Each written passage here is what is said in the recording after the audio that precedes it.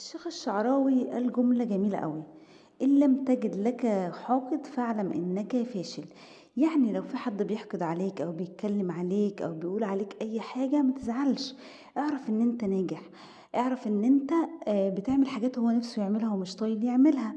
اعرف إن أنت بني آدم كويس، ما تقولش أنا بني آدم وحش عشان البني آدم ده بيتكلم عليا أو بيحقد عليا. يعني لو بيقول عليك كلام وحش، لو بيقول عليك كلام مش فيك، لو بيقول عليك حاجة مش صح، ما تزعلش. اعرف ان انت ناجح وليك ناس بتحقد عليك.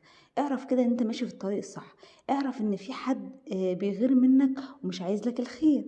اعرف ان انت بني ادم كويس وان انت ماشي في الطريق الصح، وان هو اللي بني ادم فاشل علشان هو مش عارف يعمل اللي انت بتعمله. فطبيعي يحقد عليك، فما تزعلش وما تحطش في نفسك وما تقولش هو انا بني ادم فاشل وانا بني ادم وحش. ليه فلان ده بيتكلم عليا؟ ليه فلان ده بيحقد عليا؟ ده انا بحب الخير لكل الناس مثلا يعني.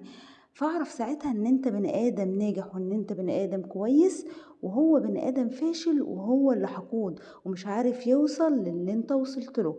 علشان كده بيحقد عليك وبيتكلم عليك في ظهرك وبيقول عليك كلام مش فيك.